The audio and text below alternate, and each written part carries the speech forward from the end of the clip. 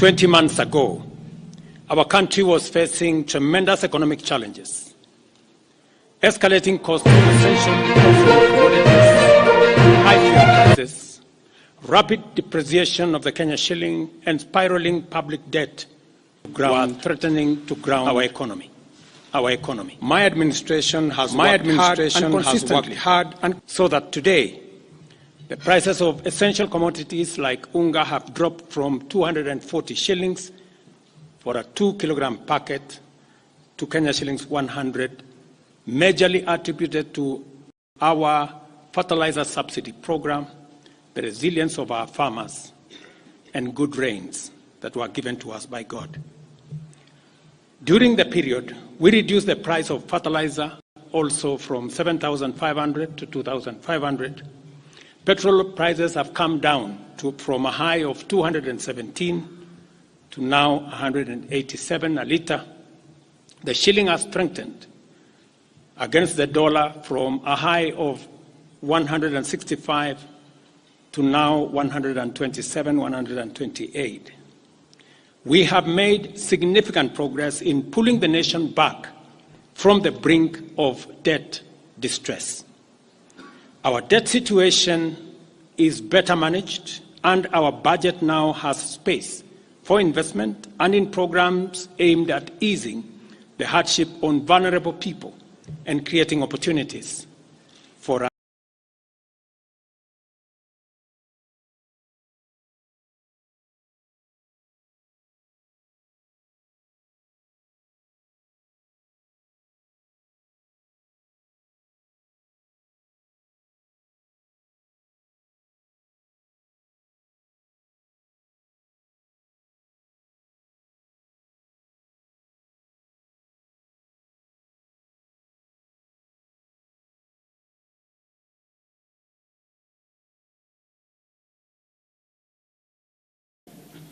That it be reduced by 200 billion to come down to 3.99 trillion. The Finance Bill 2024, generated to actualize this budget, underwent public participation. Thank you very much. Which resulted to concessions by which we agreed to drop proposals on VAT on bread, motor vehicle circulation tax, VAT on locally manufactured diapers and sanitary pads, as well as excise duty on money transfer services. 20 months ago, our country was facing tremendous economic challenges. We had proposed in this year's finance bill household commodities were to raise money prices, in the tune of 346 billion. Were threatening to ground. When the concessions were made, subsequent my administration has worked to public participation that was undertaken by Parliament, that came down to 200 billion. I had made this proposal taking into account our situation and the priorities that are there. I want to thank the members of Parliament seated behind me and those who voted yes, for identifying the priority areas of our nation. Because when I made the proposals to Parliament with my cabinet, we had certain critical priorities for the nation. Number one is our agriculture.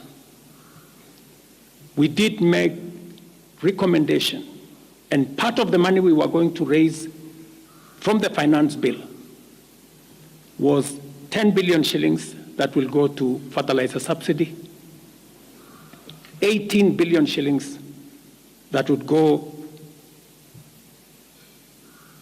to making sure that junior secondary school teachers, 46 of them, 46,000 of them would be confirmed on permanent and pensionable basis. We are very clear in our minds that education, be being the greatest equalizer. No child in Kenya should go to a school where there is no teacher or where there are no adequate teachers. It is because of that reason that in this finance bill also, we had committed to hire an extra 20,000 teachers. We also had envisioned, because of the program of last mile connectivity to homes, especially in rural areas, we had committed 14.5 billion shillings, 50 million for every constituency for the last mile connectivity. Because we realize that there are many people who today cannot go to hospital because they cannot afford, because they have no health insurance. We had committed 6 billion shillings to operationalize our universal health coverage plan that would make it possible for every citizen to have a health insurance, those who cannot afford to be paid for by the government of Kenya, and to also operationalize the chronic illness fund that would make it possible for those who suffer from cancer, diabetes, hypertension, to be able to go to hospital, be treated, and go home without being asked for any money. We also had planned to put in money for our coffee farmers to retire the heavy debts that are bedeviling our coffee farmers. We also had allocated money for our sugarcane farmers to make sure that our sugarcane farmers get out of the debts that they're in. We had also committed to our milk farmers 2 billion shillings to make sure that every farmer is paid a minimum of 50 shillings per litre to make sure that these farmers, very hard-working citizens of our nation, get a fair return for their hard work and for feeding our nation. And that is why I commend these members of parliament for agreeing with us that all the priority areas I have mentioned were the right priorities to be funded. And by so doing, they supported the proposal to incorporate also the views of the people. These members of parliament came back to us after they went to listen to the people of Kenya. And they came back and reduced the budget on their own by 146 billion shillings. Notwithstanding all these concessions, it has become evident that members of the public still insist on the need for us to make more concessions. And because I run a government, but I also lead people, and the people have spoken,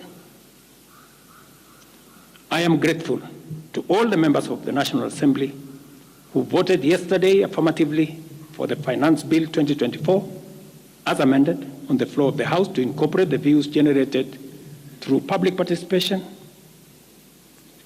And following the passage of the bill, the country witnessed widespread expression of dissatisfaction with the bill as passed, regrettably resulting in the loss of life, destruction of property, and disintegration of constitutional institutions. On my own behalf, and on behalf of these members, and many other Kenyans, I send my condolences to the families of those who lost their loved ones in this very unfortunate manner. Consequently, having reflected on the continuing conversation around the content of the Finance Bill 2024, and listening keenly to the people of Kenya who have said loudly that they want nothing to do with this Finance Bill 2024, I concede, and therefore I will not sign the 2024 Finance Bill, and it shall subsequently be withdrawn, and I have agreed with these members that that becomes our collective position.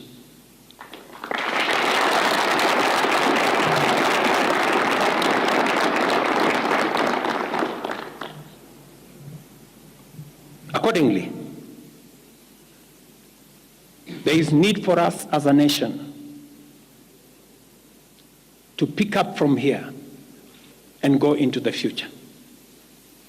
And I am therefore proposing that because we have gotten rid of the Finance Bill 2024, it is necessary for us to have a conversation as a nation going forward.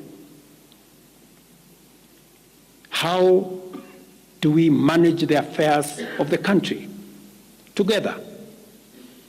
How do we manage our debt situation together? How do we work on the budget with the deficits that now exist together? And as I committed last Sunday, I will be proposing an engagement with the young people of our nation, our sons and daughters, for us to listen to them. As I said on Sunday, listen to their views, listen to their proposals, their ideas, their concerns, and what they think we should do better as we go forward. I am also recommending a multi-sectoral, bipartisan, multi-stakeholder engagement from civil society, religious organizations, professional bodies, for us as a nation to speak to the future of our country, again, together. And this will be on matters that are contained in the bill and matters that the people of Kenya have canvassed in the conversation that has been going on. In this regard as well, I am directing for immediate further austerity measures to reduce expenditure, starting with the Office of the President, the entire presidency, and extending to the entire executive arm of government. Operational expenditure in the presidency be reduced to remove allocations for the confidential fort, reduce travel, hospitality, purchase of motor vehicles, renovations, and other expenditures. This will cover the entire presidency and also the executive arm of government. I also propose that equally, Parliament, the judiciary, and county governments, working with the National Treasury, also undertake budget cuts and austerity to ensure that we do live within our means, respecting the very loud message that is coming from the people of Kenya.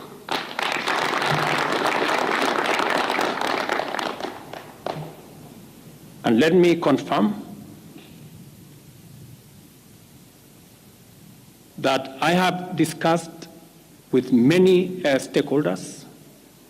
I will be meeting some of them shortly after this meeting on charting a way forward that makes sure that we carry the whole nation in this very important journey as we go into the future as a country.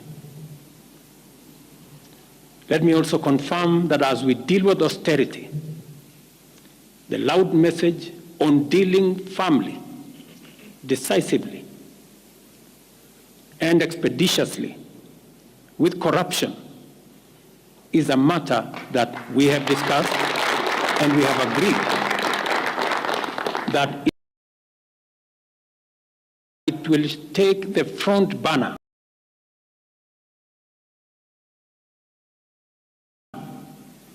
as we go into the future.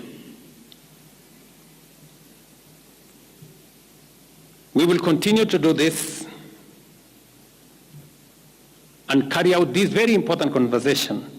And I want to remind us that we should proceed within the foundational principles upon which our nation is founded, namely constitutionalism, adherence to the rule of law, and respect for constitutional institutions. We must continue to operate within the parameters of the law. I thank you.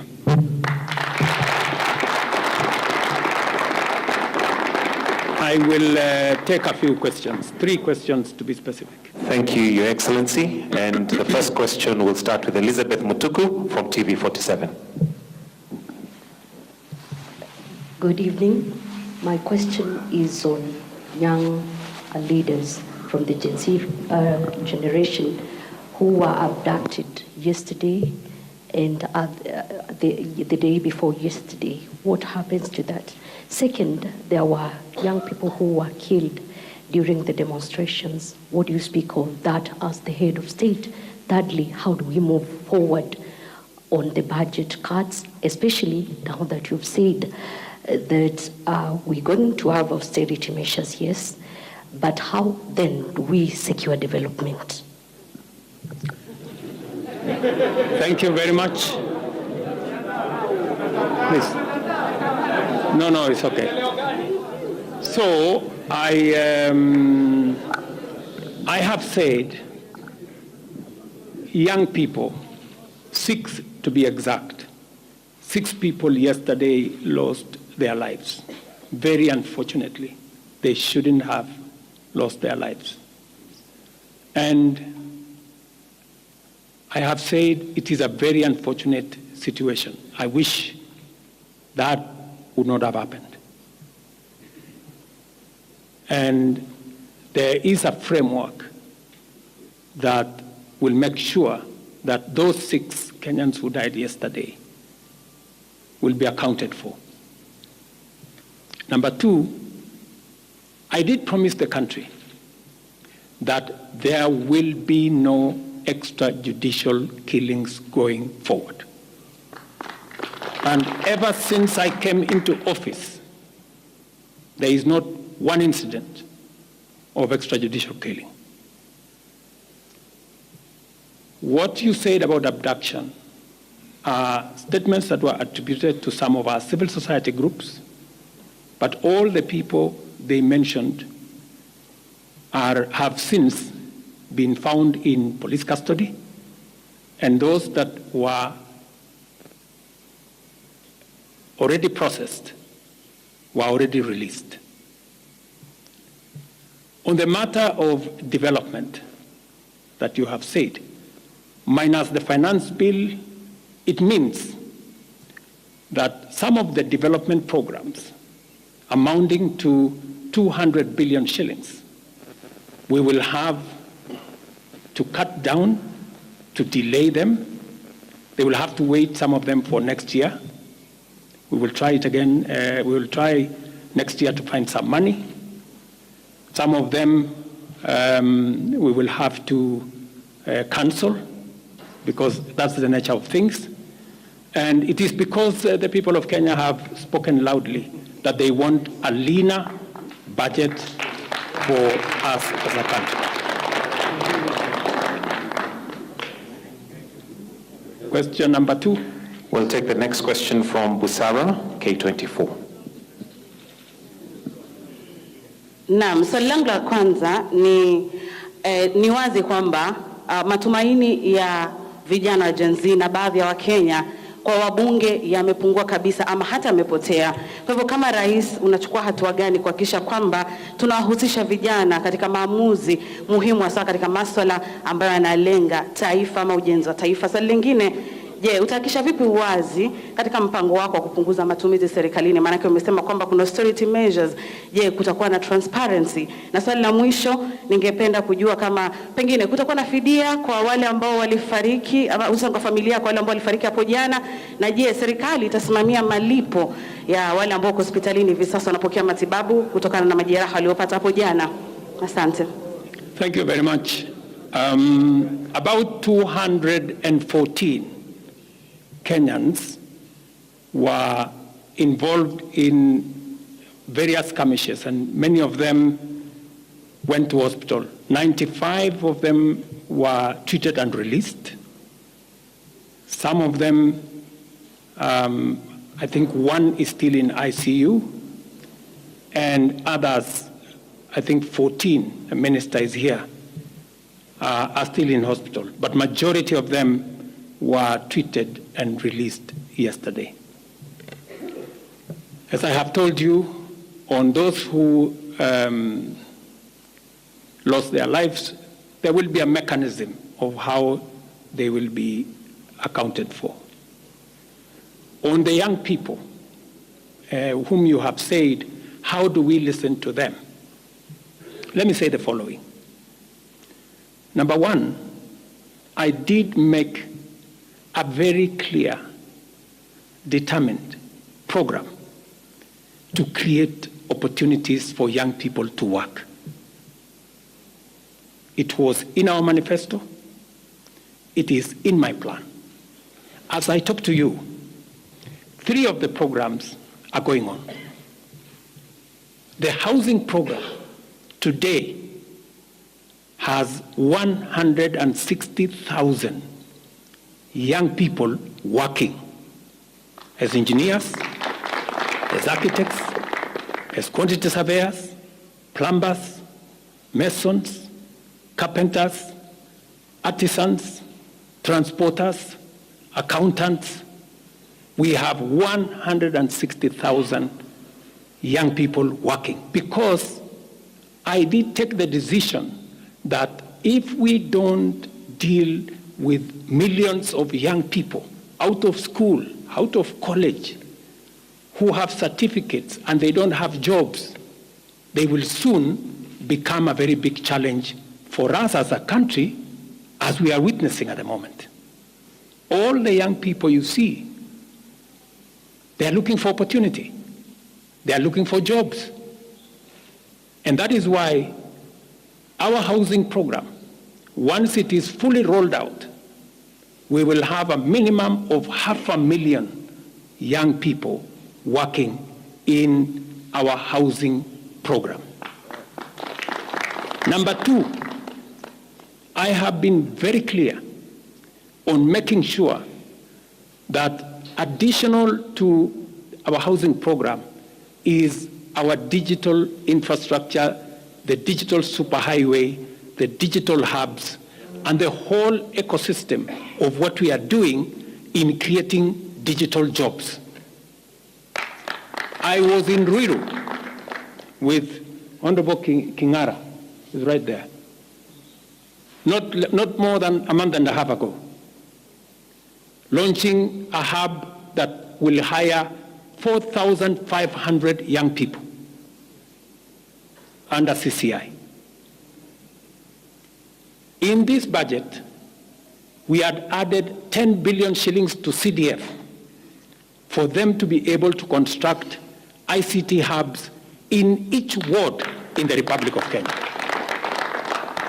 That would give opportunities for 200 to 300 young people in every ward to access internet, to be trained, to have a hub, and to monetize their digital skills.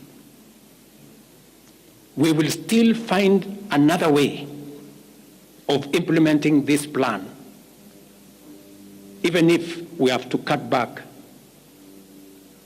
on CDF, if that is what is going to happen. Again, because we believe that young people deserve opportunity. As I talk to you, we've just concluded 3 bilateral agreements, one of them with Germany, on export of labor. Because we have negotiated with many countries who are interested in the high skills of Kenyan labor. And we have an ecosystem, we now have a plan on how we are going to make sure that the young people in Kenya get opportunities to work either in Kenya or outside Kenya. In fact, just last week, I saw on the headlines of one of the dailies, there was a gentleman from my village. He was put on the headline. And he said he operated from where I used to operate selling chicken. That's why they put him in the headline. And his complaint was, you see, the president has not done well because in this village, many people are going to look for jobs outside Kenya. That gentleman did not know that those people in our village that have gone to Saudi Arabia or UAE, I am the one who supported the program for them to go as part of the export of labor. So he thought that those people were going away because there were no jobs in Kenya. But it is part of this plan I have kept on talking about, because I think it was called Misoy or somebody. If you go and check the headline, I think of last week, Thursday or Friday, he was there. He didn't know, the good young man, that I think we have almost 500 or 400 and something people around that village that have actually gotten jobs outside Kenya. And they are changing that village. And that is actually an admission by that gentleman that our plan on export of labor is working. And number two, that when we committed ourselves to making sure that we create opportunities for young people to work, we meant it. So we have a program on housing, we have a program on digital jobs, we have a program on export of labor, we have a program on the whole manufacturing sector. Let me give you another example. Now I'm talking this as a leader. We deliberately, last year, said we cannot continue to import products that we can manufacture in Kenya. One of them was clinker, cement, furniture, steel. What has happened the last 1 year? Very many, in fact 5 to be specific, companies have sought licenses in Kenya to do clinker, to do cement. And last year, because of what we did, we reduced the import of clinker by 95%.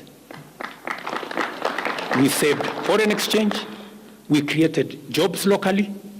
I was in West Pokot with my Minister for Industrialization.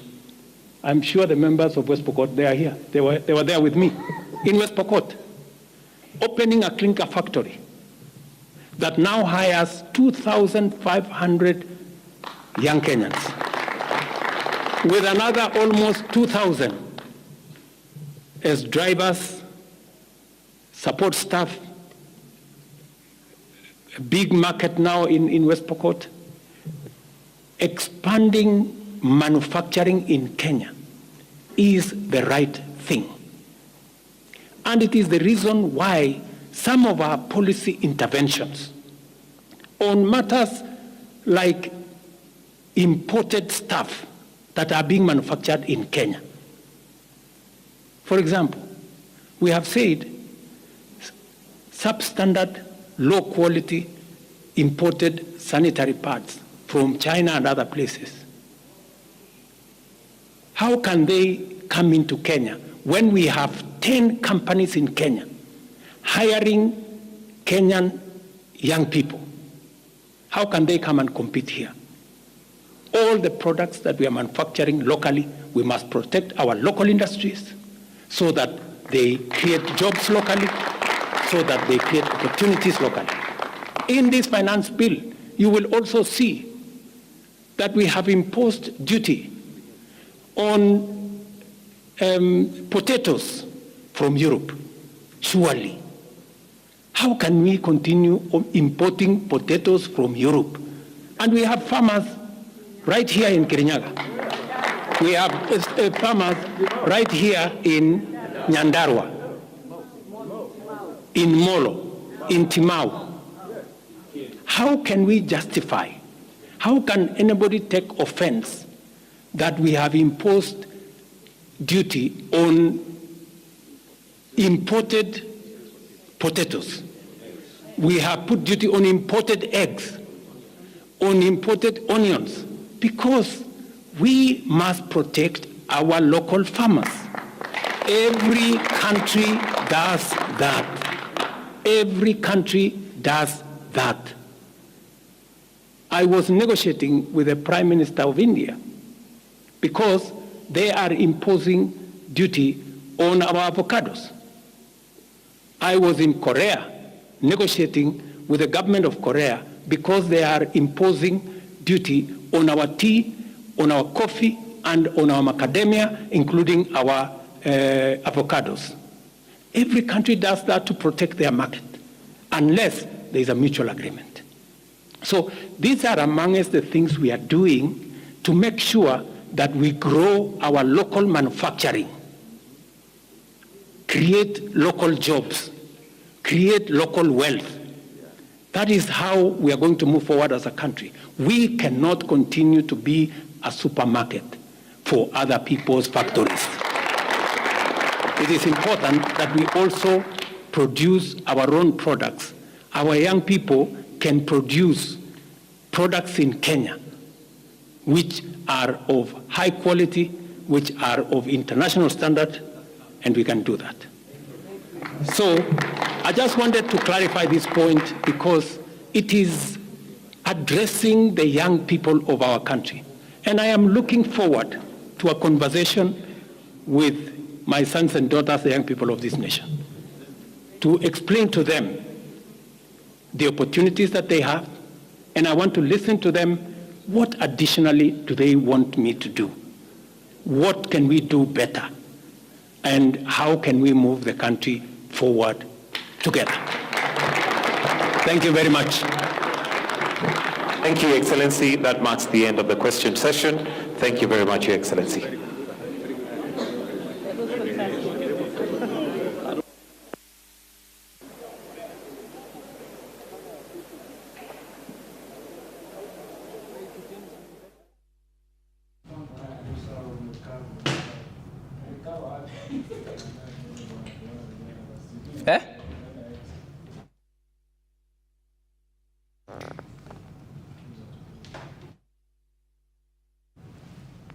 Well, there you have it. Kenya's President William Ruto, there flanked by several members of parliament allied to the Kenya Kwanza government, where he says that he has finally conceded to pressure from the youth and members of the public in the country and not signed the Finance Bill 2024 into law, and instead he will withdraw it entirely from the budget-making process of the 2024-2025 2025 budget. That's what he has just announced, that he has withdrawn the finance bill in its entirety and he will not sign it into law. Remember, it was passed by members of the Parliament yesterday in the National Assembly by 195 to 106, and the President had three options concerning the finance bill that he received yesterday, and the first option was to sign it into law. The second one was to